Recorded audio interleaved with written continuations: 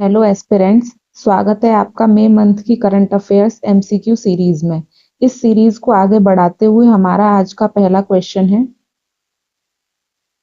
With reference to the Rohingyas consider the following statement. तो पहला question Rohingyas पर है, जो हमारा आज का थंबनेल भी है। Rohingyas are an ethnic Muslim minority residing in Myanmar Rakhine state. तो रोहिंग्यास क्या है? एक इथनिक मुस्लिम माइनॉरिटी है जो म्यांमार के रखाइन स्टेट में रहते हैं। तो ये स्टेटमेंट हमारा राइट हो जाएगा। Myanmar officially recognises Rohingyas as one of its indigenous ethnic group. तो ये गलत हो जाएगा क्योंकि म्यांमार ने रोहिंग्याज को ऑफिशियली रिकॉग्नाइज नहीं किया है, बल्कि ये आज के टाइम में इलीगल माइग्रेंट्स हैं और म्यांमार के परसिक्यूशन की वजह से म्यांमार रखाइन स्टेट को छोड़ करके बाहर के कंट्रीज में माइग्रेट कर रहे हैं। तो ये स्टेटमेंट गलत हो गया। Rohingyas are described by UN as one of the most persecuted minorities in the world। ये स्टेटमेंट राइट हो जाएगा। Which of the following is given above is or are correct. तो फर्स्ट और थर्ड स्टेटमेंट हमारा correct है, तो correct answer क्या हो जाएगा? B, 1 and 3 only. ये हम यहाँ पे इसका एक्सप्लेनेशन देख सकते हैं। Now next question.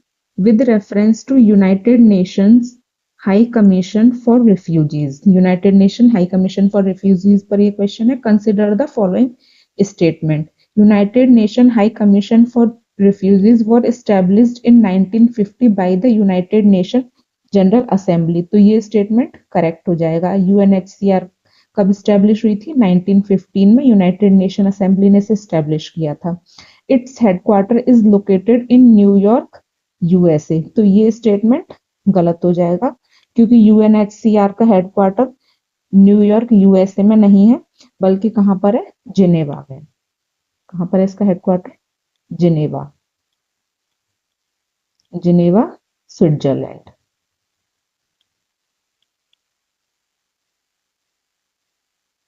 तो इसे आपको नोट डाउन कर लेना है। ये वन लाइनर क्वेश्चन में पूछा जा सकता है। यूएनएचसीआर का हेडक्वार्टर कहां पर है? जिनेवा स्विट्जरलैंड में।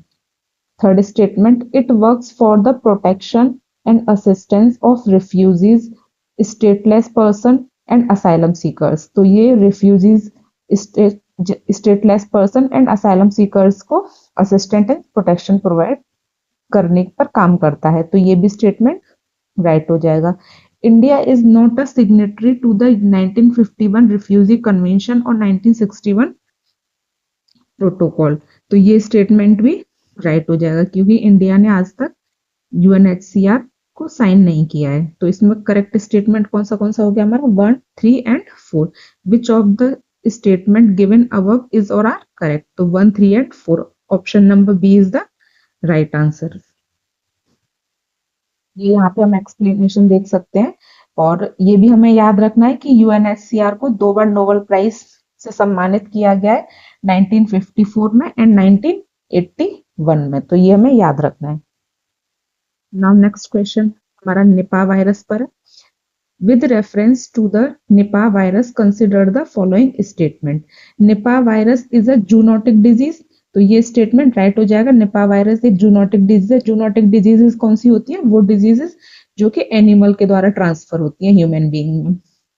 Fruit bats of the genus Pteropus are the natural reservoir of the virus. तो ये स्टेटमेंट भी राइट हो जाएगा क्योंकि ये जो डिजीज है ये मोस्टली फ्रूट बैट के द्वारा ट्रांसफर होती है। There is a widely available vaccine for Nipah virus infection. ये स्टेटमेंट रॉन्ग हो जाएगा क्योंकि निपा वायरस के लिए अभी तक कोई भी अप्रूव्ड वैक्सीन नहीं है। विच of the statement given above is or are right? तो फर्स्ट एंड सेकंड राइट हो जाएंगे, थर्ड स्टेटमेंट गलत हो जाएगा। तो हमारा करेक्ट आंसर क्या हो जाएगा? ए, 1 एंड 2 ओनली। यहाँ पे हम इसका एक्सप्लेनेशन भी देख सकते हैं। और हमें दो चीजें इसमें और याद रखनी है कि पहली बार इस वायरस का आउटब्रेक कहाँ देखा गया था? मलेशिया में 1998-99 में। और ये एक बहुत ही हाई फर्टिलिटी रेट वाली डिजीज है जो कि जिसका फर्टिलिटी रेट 40 to 75% है। नाउ नेक्स्ट क्वेश्चन, इस चिक recently in news is a vaccine developed for protection against। तो इस न्यूज में था, तो हमें इसको याद रखना है। ये किस किसके अगेंस्ट प्रोटेक्ट करता है, किस चीज के लिए वैक्सीन है ये, चिकनगुनिया के लिए। तो ऑप्शन नंबर 3 हमारा राइट आंसर हो जाएगा। यहाँ पे हम थोड़ा सा देख लेते हैं, चिकनगुनिया क्या है, एक आरएनए वायरस डिजीज है और इसको 1950 में रिकॉग्नाइज किया गया था पहली बार, जब इसका सदर्न तंजानिया में आउटब्रेक हुआ था। तो फर्स्ट टाइम 1952 में इसको रिकॉग्नाइज किया गया था। और जो ये वैक्सीन है, इससे ये 18 साल से ऊपर के एडल्ट्स को दी जाती है। अब इस वैक्सीन के बारे में देखेंगे तो एक लाइफ एटेन्यूएटेड वैक्सीन है और इसकी सिंगल डोज दी जाती है। लाइफ एटेन्यूएटेड का मतलब क्या है, इसमें कंप्लीटली होल वायरस को वीक फॉर्म में इंसान की बॉडी में इंजेक्ट किया जाता है, जिससे कि उसकी बॉडी इस वायरस के अगेंस्ट में इम्यूनिटी डेवलप कर ले। और इस वैक्सीन को किसने अप्रूव किया, यूएस एफडीए ने 2023 में इसको अप्रूवल मिला था। एंड ये हमने देखा कि ये एडल्ट्स को 18 प्लस से ऊपर के लोगों को दी जाती है। और इस डिजीज को कौन सा वेक्टर ट्रांसफर करता है from one human being to another, Aedes aegypti and Aedes albopictus नाम का मॉस्किटो है जो कि इसको ट्रांसफर करता है। और इसमें सिम्टम्स क्या होते हैं, हाई फीवर होता है, बॉडी पर रेशेस होते हैं एंड जॉइंट पेन होता है, और कभी कभी ये डिजीज क्रोनिक डिजीज भी हो सकती है। Now next question, world health day is observed every year. तो वर्ल्ड हेल्थ डे किस दिन मनाया जाता है, 5 जून, 7 अप्रैल, 10 दिसंबर, 1 मई। तो ये हमें याद रखना है कि वर्ल्ड हेल्थ डे 7 अप्रैल को मनाया जाता है। और 7 अप्रैल को क्यों मनाया जाता है, क्योंकि 7 अप्रैल 1948 में WHO की स्थापना हुई थी, वर्ल्ड हेल्थ ऑर्गेनाइजेशन की स्थापना हुई थी। तो हमारा करेक्ट आंसर हो जाएगा बी। तो यहाँ पे हम देख सकते हैं कि WHO की स्थापना हुई थी और 1948 में इसको पहली बार ऑब्जर्व किया गया था। और 2025 मतलब इस बार के वर्ल्ड हेल्थ डे की थीम क्या थी, healthy beings and hopeful futures. तो ये थीम हमें याद रखनी है, ये वन लाइनर क्वेश्चन में पूछी जा सकती है, healthy beings and hopeful futures. Now next question हमारा है अर्नाला के ऊपर, with reference to INS Arnala consider the following statement. INS Arnala is an indigenously built warship to the Indian navy. तो ये स्टेटमेंट राइट हो जाएगा। अर्नाला क्या है, एक इंडिजीनियसली बिल्ट वॉरशिप है। It is an anti submarine warfare shallow water craft. ये क्या है, एक anti submarine warfare shallow aircraft है। तो सेकंड स्टेटमेंट भी राइट हो जाएगा। It is designed to operate mainly in shallow coastal water to detect and neutralize enemy submarine। तो ये स्टेटमेंट भी राइट हो जाएगा। अर्नाला क्या करता है, पहले एनिमी की सबमरीन को डिटेक्ट करता है और फिर उसको डिटेक्ट करने के बाद, ट्रैक करने के बाद उसको डिस्ट्रॉय कर देता है। तो ये स्टेटमेंट भी राइट हो जाएगा। The ship is named after Arnala fort located off the coast of Maharashtra. तो इस शिप का नाम किसके ऊपर रखा गया, अर्नाला फोर्ट, जो महाराष्ट्र के अर्नाला आइलैंड पर स्थित है। तो ये स्टेटमेंट भी राइट हो जाएगा। INS Arnala strengthen India coastal security under the make in India initiative. तो ये वाला स्टेटमेंट भी राइट हो जाएगा। तो इसमें हमारे पांचों स्टेटमेंट राइट है, तो करेक्ट आंसर क्या हो जाएगा, डी, 1, 2, 3 एंड 4, 5। ये हम यहाँ पे देख सकते हैं, ये एक शिप है जो इंडिजीनियसली बिल्ट है। नाउ नेक्स्ट क्वेश्चन, ये हम देखेंगे यूपी गवर्नमेंट ने वर्ल्ड बैंक के साथ में 2 प्रोजेक्ट को साइन किया है, जिसमें हमारा पहला प्रोजेक्ट है यूपी एग्रीज, तो और दूसरा है यूपी प्रज्ञा। तो यूपी प्रज्ञा के बारे में अभी हम देखेंगे, पहले यूपी एग्रीज के बारे में देखते हैं। The UP AGREES project often seen in current news about the Uttar Pradesh agricultural reform and primarily aims to. तो यूपी एग्रीज क्या है, promote export oriented industrial corridor in Uttar Pradesh. तो ये रॉन्ग हो जाएगा। strengthen agricultural productivity and rural enterprise ecosystem with global corporation. ये right हो जाएगा, क्योंकि यूपी एग्रीज क्या करेगा, रूरल एंटरप्राइजेस और ग्लोबल कॉरपोरेशन में एग्रीकल्चर एक्टिविटीज को मजबूत करेगा। Establish a digital identity system for farmer linked with Aadhaar for subsidies. का इससे कोई कोरिलेशन है, ये भी गलत हो जाएगा। Develop renewable energy infrastructure in eastern India. तो ये भी गलत हो जाएगा। तो सेकंड स्टेटमेंट राइट हो जाएगा। अब हम इसमें देखेंगे यूपी एग्रीज क्या है। यूपी एग्रीज की पहले फुल फॉर्म देखते हैं, Uttar Pradesh agriculture growth and rural enterprise ecosystem.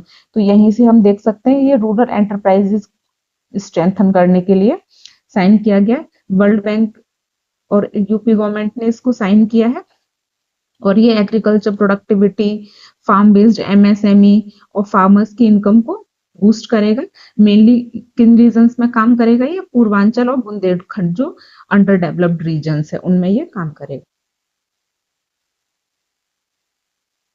Now AI Pragya initiative क्या है?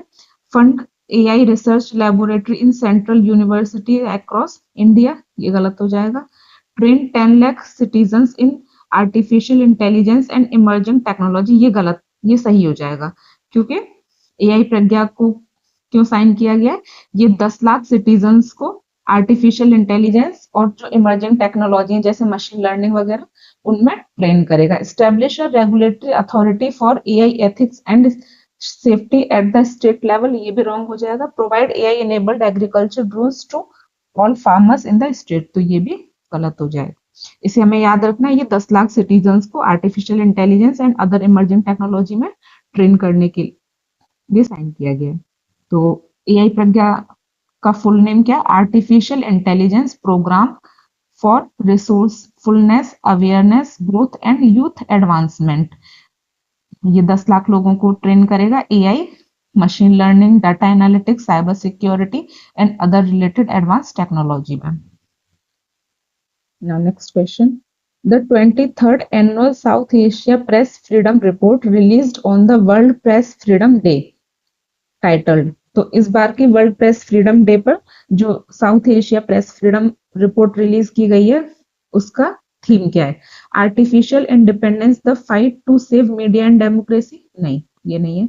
Frontline democracy, media and political churn, तो सेकंड क्या है करेक्ट आंसर हमारा। इस बार की थीम क्या है? 23rd एनुअल समिट की थीम क्या है? Frontline democracy, media and political churn.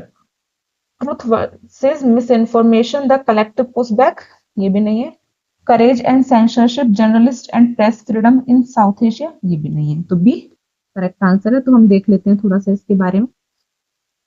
ये जो रिपोर्ट है annual south Asia press freedom report, तो ये हमें नाम से पता चल रहा है कि ये कौन से कंट्रीज में प्रेस फ्रीडम को देखता है। साउथ एशिया कंट्रीज में, जिसमें कौन सा कंट्री आता है? Afghanistan, Bangladesh, Bhutan, India, Maldives, Nepal, Pakistan and Sri Lanka.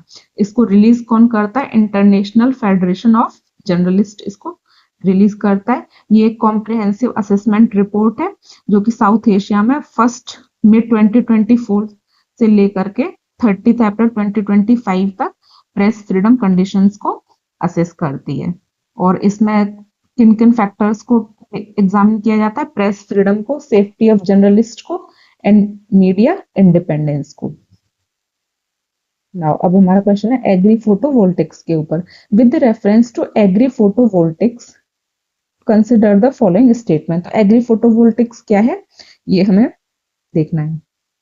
These offer a dual solution for food and energy production by integrating solar panels with farming। इसमें क्या होता है कि सोलर पैनल्स को, जैसे ये फील्ड है तो इसमें फील्ड में तो नीचे एग्रीकल्चर होगा, कोई फसल होगी और उसके ऊपर यहाँ पर सोलर पैनल लगा दिए जाते हैं। तो मतलब एक ही जमीन पर सोलर पैनल और फार्मिंग दोनों की जाती है। तो इसमें दोनों को इंटीग्रेट किया गया है। तो ये स्टेटमेंट राइट हो जाएगा।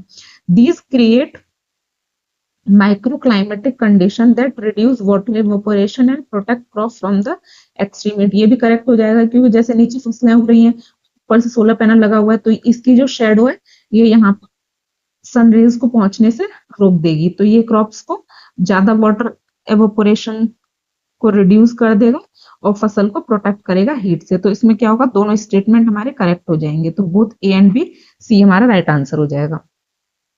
ये हम इसमें देख सकते हैं डायग्राम में, जैसे कि ये नीचे फसलें उगी हुई हैं और उसके ऊपर ये सोलर पैनल लगे हुए हैं। तो इसमें सेम जमीन पर दोनों काम हो रहे हैं। Now with reference to free trade agreements which of the following statement is or are correct. तो फ्री ट्रेड एग्रीमेंट को देखते हैं। Free trade agreement involve complete elimination of all tariff on trade between member countries. तो ये बात तो सही है कि इसमें क्या होता है? Elimination of tariff, not all, सभी चीजों के ऊपर टैरिफ कम नहीं होता बल्कि कुछ सेलेक्टेड सर्विसेज के ऊपर टैरिफ को कम कर दिया जाता है या फिर कंप्लीटली एलिमिनेट कर दिया जाता है। तो ये स्टेटमेंट क्या हो गया? रॉन्ग हो गया। FTAs can never can cover trade in both goods and services, तो ये राइट हो जाएगा, इसमें दोनों को कवर किया जाता है, गुड्स एंड सर्विसेज को। तो करेक्ट आंसर क्या हो जाएगा हमारा? 2 only, B is the right answer. तो ये अभी न्यूज में क्यों था? क्योंकि इंडिया और यूके ने फ्री ट्रेड एग्रीमेंट को साइन किया है 3 साल के नेगोशिएशन के बाद, तो इसीलिए ये न्यूज में था। तो ये हम देख सकते हैं। Now next, with reference to India's textile and apparel sector, तो इंडिया के टेक्सटाइल एंड एपरल सेक्टर को देखेंगे। Consider the following statement, it is the second highest employment generation in India only after agriculture. तो ये सही है, क्योंकि India में सबसे ज्यादा एम्प्लॉयमेंट किस सेक्टर में? एग्रीकल्चर में, और उसके बाद टेक्सटाइल सेक्टर में। तो ये स्टेटमेंट करेक्ट हो गया। India is the 6th largest exporter of textile and apparel in the world, ये भी करेक्ट हो जाएगा। तो इसमें करेक्ट आंसर क्या हो जाएगा हमारा? सी, बोथ 1 एंड 2। यहाँ पे हम देख सकते हैं कि इंडिया और यूके में जो फ्री ट्रेड एग्रीमेंट साइन हुआ है, उसमें टेक्सटाइल सेक्टर के ऊपर भी कुछ क्लॉजेस रखे गए हैं। तो अब इसमें टेक्सटाइल एंड एपरल सेक्टर को अगर हम देखेंगे तो इंडिया के जीडीपी में इसका टोटल कंट्रीब्यूशन 2.3% है, एंड एक्सपोर्ट इंडस्ट्रियल प्रोडक्शन में 13% कंट्रीब्यूशन है टेक्सटाइल सेक्टर का, एंड एक्सपोर्ट में 12% कंट्रीब्यूशन है टेक्सटाइल सेक्टर का। और इसमें अगर हम देखेंगे तो 45 मिलियन पीपल डायरेक्टली और इनडायरेक्टली इसमें एम्प्लॉयड है। एंड इंडिया जो है 6th लार्जेस्ट एक्सपोर्टर है टेक्सटाइल का। इंडिया से ऊपर कौन से कंट्रीज आते हैं? China, Bangladesh, Vietnam, Germany and Italy, and 6th number India आता है। और इंडिया टोटल 100 से ज्यादा कंट्रीज को टेक्सटाइल एक्सपोर्ट करता है, और ग्लोबल ट्रेड में इंडिया का 4.5% शेयर है। And India total 34.4 billion US dollar का टेक्सटाइल एक्सपोर्ट करता है, जिसमें 42% अप्रैल है, and 34% raw material and semi finished material को एक्सपोर्ट करता है, और 30% नॉन अप्रैल गुड्स को सपोर्ट करता है। ये एस्टिमेट किया जा रहा है कि 2030 तक इंडिया में textile industry 350 billion dollars US dollars तक की पहुंच जाएगी। Now next question. Consider the following statement about Tapi River. It originates in the Satpura range, Madhya Pradesh. तो ये राइट हो गया, सतपुरा रेंज से ये ओरिजिनेट होती है। It flow through Maharashtra and Gujarat before draining into Arabian sea, तो ये भी राइट हो जाएगा। The Tapi flow parallel to the Narmada river, ये भी राइट है। Major tributaries of Tapi include, ये हमें याद रखनी है, इसकी ट्रिब्यूटरी पूर्णा, गिरना एंड पंजारा, तो ये भी राइट हो जाएगा। तो करेक्ट आंसर क्या हो जाएगा? सी, 1, 2, 3 एंड 4। ये हम इसमें मैप में देख सकते हैं, ये तापी रिवर, ये यहाँ पे ये मध्य प्रदेश से सतपुड़ा हिल से ओरिजिनेट हुई है, फिर यहाँ से ये महाराष्ट्र में एंटर कर गई है, फिर महाराष्ट्र से इधर गुजरात में एंटर करते हुए अरेबियन सी में ड्रेन कर गई है, और ये हमारी नर्मदा रिवर है। तो इसमें हम देखेंगे ये नर्मदा रिवर के पैरेलल में फ्लो हो रही है। Now with reference to Tapti basin, mega Tapi river को ताप्ती रिवर भी बोलते हैं, तो इसमें कंफ्यूज नहीं होना है। Mega recharge project, it is an inter state ground water recharge initiative between Madhya Pradesh and Maharashtra, ये सही है। ये प्रोजेक्ट कौन से स्टेट के बीच में साइन हुआ? मध्य प्रदेश एंड महाराष्ट्र के बीच में। The project aims to enhance ground water level and irrigation without large scale displacement of people, तो ये भी करेक्ट हो जाएगा। ये ग्राउंड वाटर लेवल और इरिगेशन को बढ़ावा देने के लिए साइन किया गया है, और इसमें लोगों का डिस्प्लेसमेंट बड़े लेवल पर नहीं होगा। It allocates 30,000 million cubic feet of water between 2 states, ये भी राइट हो जाएगा। The project involve construction of a diversion weir and development of canals in both state, तो इसमें क्या होगा?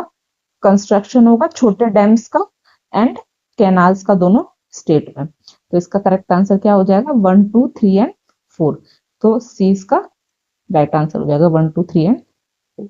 नाउ अब हम देखेंगे ये जो प्रोजेक्ट है Tapti basin mega recharge project, ये दोनों स्टेट के बीच में साइन किया गया है। Recharge ground water and irrigation and support drinking water supplies को ध्यान में रखते हुए इस प्रोजेक्ट में टोटल 31.13 1000 मिलियन क्यूबिक फीट के वाटर को यूटिलाइज किया जाएगा, ताकि जिसमें कि एमपी को अलोकेट किया 11.76 thousand million cubic metre and Maharashtra को 19.36 थाउजेंड मिलियन क्यूबिक फीट।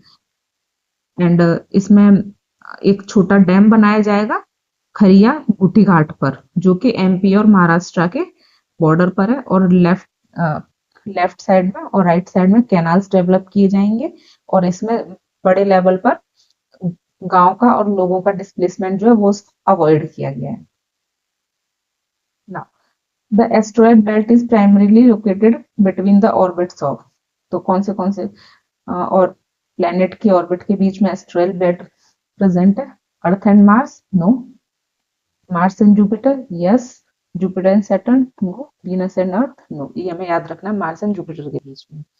तो एस्टेरॉयड होता क्या है? एस्टेरॉयड स्मॉल रॉकी और मेटालिक सेलेस्टियल बॉडी होती हैं जो कि सन के चारों तरफ राउंड कर रही है। जैसे ये सन है, सन के बाद मर्क्यूरी आता है, इसके बाद वीनस, इसके बाद अर्थ, अर्थ के बाद मार्स एंड जुपिटर। तो ये मार्स और जुपिटर के बीच में एक एस्टेरॉयड बेल्ट है, जिसमें कि एस्टेरॉयड सन के चारों तरफ रिवॉल्व कर रहे हैं। ये एस्टेरॉयड बेल्ट हो जाएगी, ये मार्स एंड जुपिटर के बीच में। Now director general of military operation के ऊपर क्वेश्चन है। Consider the with reference to Director General of Military Operation, consider the following statement. The Director General of Military Operation is a Lieutenant General rank officer in the Indian Army Headquarters. तो ये right statement हो जाएगा, ये lieutenant general rank के होते हैं। The DGMO is responsible for planning, coordination, execution of military operation and overall operational preparedness of the Indian army. तो ये भी राइट हो जाएगा, ये military operations and overall operational preparedness को के लिए रेस्पॉन्सिबल है। And DGMO serve as a primary military communication link with Pakistan. DGMO specially for managing ceasefire violation along the LOC. ये भी राइट हो जाएगा। इसका प्राइमरी फंक्शन क्या है कि पाकिस्तान के डीजीएमओ के साथ में कम्युनिकेट करना, किसके रिगार्डिंग? सीज एलओसी वायलेशन और उस पर सीज फायर को मैनेज करने के लिए। DGMO is a political appointment functioning directly under the ministry of home affairs. तो ये रॉन्ग हो जाएगा, क्योंकि ये एक पॉलिटिकल बॉडी नहीं है, बल्कि ये क्या है? लेफ्टिनेंट जनरल रैंक के सीनियर आर्मी ऑफिसर हैं। तो ये गलत हो गया। तो फोर्थ करेक्ट आंसर क्या हो जाएगा हमारा? 1, 2 एंड 3 ओनली। तो option number A is the right answer, 1, 2 and 3 only. Now, with reference to National Commission for Women, consider the following statement. National Commission for Women भी न्यूज में था, इसीलिए हमें इसके बारे में भी पढ़ना है। It is a statutory body established under an act of parliament. तो ये एक स्टेटरी बॉडी है, ये हमें याद रखना है। स्टेटरी बॉडी कौन सी होती है? जिन्हें किसी लॉ के अंदर बनाया जाता है। दो टाइप की बॉडी होती है हमारी, एक होती है कॉन्स्टिट्यूशनल बॉडी और दूसरी होती है स्टेटरी बॉडी। तो कॉन्स्टिट्यूशनल बॉडी वो होती है जो कि कॉन्स्टिट्यूशन में मेंशन है, एंड स्टेटरी बॉडी वो होती है जिनके लिए पार्लियामेंट में कोई लॉ पास किया जाता है और किसी लॉ के द्वारा उनको बनाया गया है।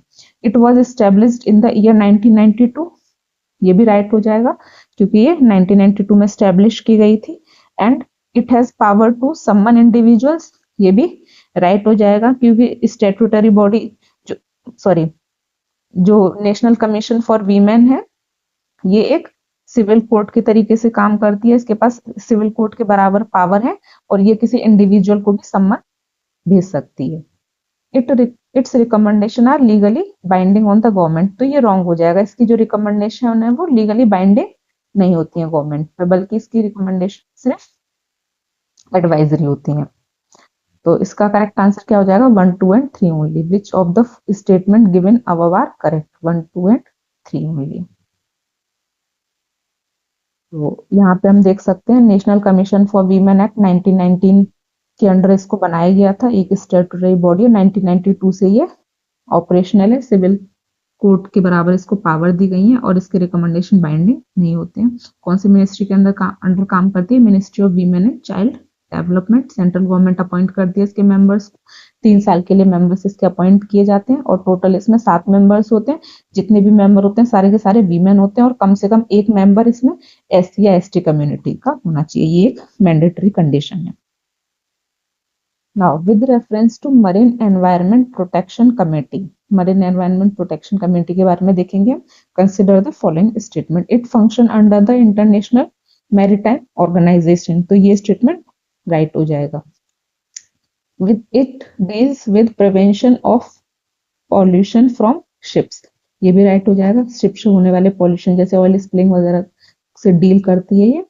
It enforces marine pollution law directly on the countries. ये रॉन्ग हो जाएगा क्योंकि मरीन पॉल्यूशन लॉज को ये डायरेक्टली एनफोर्स नहीं करती है, बल्कि जो जो कंट्रीज इसके मेंबर हैं वो इनको इम्प्लीमेंट करते हैं. तो करेक्ट आंसर क्या हो जाएगा? A. Which of the statement given above is or are correct? 1 and 2 only. यहाँ पे हम देख सकते हैं आईएमओ के अंडर वर्क करती है, सिप बेस्ड मरीन पॉल्यूशन से कंसर्न है और लॉज डायरेक्टली एनफोर्सेबल नहीं होते हैं बल्कि मेंबर स्टेट उनको इम्प्लीमेंट करते हैं. थोड़ा सा हम देखेंगे आईएमओ के बारे में, इंटरनेशनल मैरीटाइम ऑर्गेनाइजेशन. तो ये यूएन की स्पेशलाइज्ड एजेंसी है. 1948 में इसको अडॉप्ट किया गया था, बट 1958 ये फोर्स में आई थी. इसका हेडक्वार्टर कहाँ पर है? लंदन में, यूके. और इंडिया ने इसे कब ज्वाइन किया था ये याद रखना है. 1959 में इंडिया ने आईएमओ को ज्वाइन किया था. इसकी कुछ इंपॉर्टेंट कन्वेंशंस का नाम याद रखना है. एक है SOLAS, safety of life at sea. दूसरी MARPOL, prevention of pollution from ships. And STCW जो training and certification of seafarers के बारे में. Ballast water management convention and anti fouling systems convention. इनको याद रखना.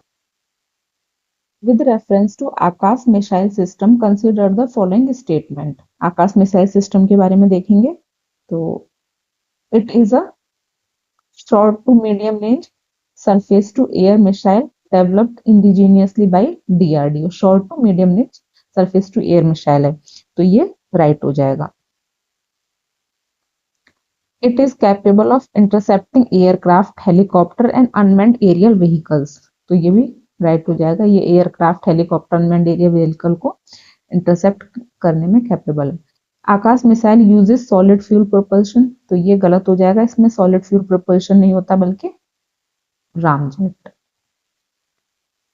प्रोपल्शन होता है, तो ये गलत हो गया. It has been inducted in both Indian army and Indian air force. ये राइट हो जाएगा. Which of the statement given above are correct? 1, 2 and 4. यहाँ पे हम देख सकते हैं रामजेट प्रोपल्शन होता है, इसमें सॉलिड फ्यूल प्रोपल्शन नहीं होता. इंडियन एयरफोर्स में इसको 2014 में इंडक्ट किया गया था एंड इंडियन आर्मी में 2015 में इंडक्ट किया गया था. इसका जो रेंज है वो 25 से 30 किलोमीटर है. रेंज भी हमें याद रखना है आकाश मिसाइल का, ये भी पूछा जा सकता है क्वेश्चन में. एंड गाइडेंस सिस्टम कौन सा है इसमें? राजेंद्र रडार है. पहली बार 2022 में अर्मेनिया के साथ में 6,000 रुपीज की डील साइन की गई थी, जिसमें कि इंडिया अर्मेनिया को 15 आकाश मिसाइल प्रोवाइड करेगा. Now, with reference to Jute Corporation of India, Jute Corporation of India, consider the following statement. JCI is a central public sector enterprise, right? It function under the Ministry of Textile, right? JCI का काम क्या होता है? MSP decide करना raw jute के लिए. JCI implement the minimum support price operation for raw jute. तो ये भी राइट हो जाएगा. JCI was established after India's independence. तो ये भी राइट हो जाएगा. JCI 1971 में स्टैब्लिश हुआ था. Which of the statement given above are correct? तो 1, 2, 3 and 4. Option D is the right answer. तो ये हम यहाँ पे देख सकते हैं मिनिस्ट्री ऑफ टेक्सटाइल के अंडर वर्क करता है. ये MSP डिसाइड करता है जूट के लिए. 1971 में इसको स्टैब्लिश किया गया था. और ये पॉइंट भी हमें याद रखना है कि इसका हेडक्वार्टर कहाँ पर है? कोलकाता, वेस्ट बंगाल में. तो ये हम ऐसे याद रख सकते हैं कि ज्यादातर जो डेल्टाइक रीजन है वो कहाँ पर है? इंडिया में, वेस्ट बंगाल में, जहां पर कि गंगा एंड ब्रह्मपुत्र दोनों रिवर ड्रेन करती हैं. और वहीं पर जूट का मेजर प्रोडक्शन भी होता है, मतलब वेस्ट बंगाल में और बांग्लादेश में. तो इंडिया में कोलकाता में क्या है इसका हेडक्वार्टर, जहां पर मेजर प्रोडक्शन होता है. विद रेफरेंस टू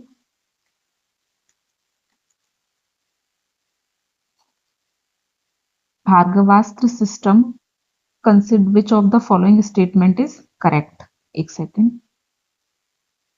हाँ, तो फर्स्ट स्टेटमेंट है it is developed for neutralising hostile drone swarms, तो ये छोटे ड्रोन्स को न्यूट्रलाइज करने के लिए, मतलब डिस्ट्रॉय करने के लिए डेवलप किया गया है, तो ये राइट हो जाएगा।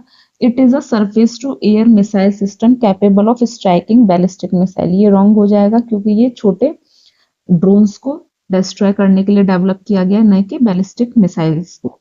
It employees both guided micro missiles and unguided micro rockets, ये भी राइट हो जाएगा। तो करेक्ट आंसर क्या हो जाएगा हमारा? सी, 1 एंड 3 ओनली। ये हम इसके बारे में देख सकते हैं कि भारवास्त्र क्या है? Counter drone air defence system है। बैलिस्टिक मिसाइल को ये इंटरसेप्ट करने के लिए डिजाइन नहीं किया गया। इसको किसने डेवलप किया है? एसडीएल ने, solar defence and aerosol limited India ने। और ये पहला माइक्रो मिसाइल सिस्टम है इंडिया का जो small, light weight and precise है।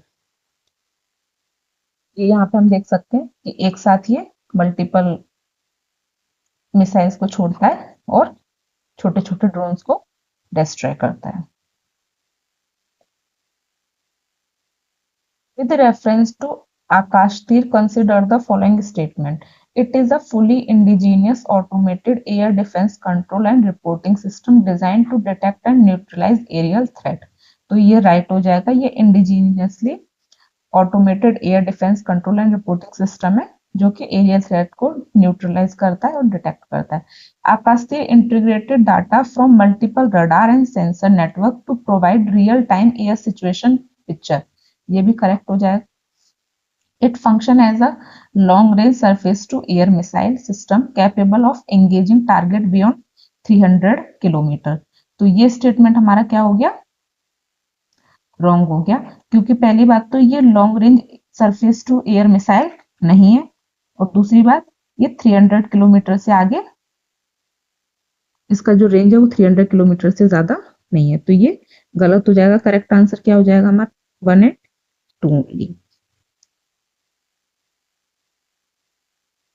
Now, who among the following won the 2025 World Food Prize for pioneering method in sustainable agriculture using soil microbiology?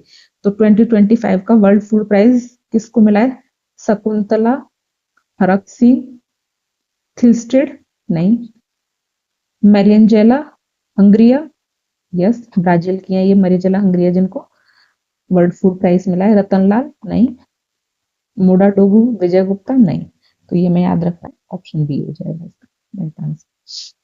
1986 में इसको स्टैब्लिश किया गया था, इस प्राइज को नॉर्मल ई बोरडोम के द्वारा, जिन्हें फादर ऑफ ग्रीन रिवॉल्यूशन भी कहा जाता है, और इसको Nobel prize for food and agriculture भी कहा गया। इसमें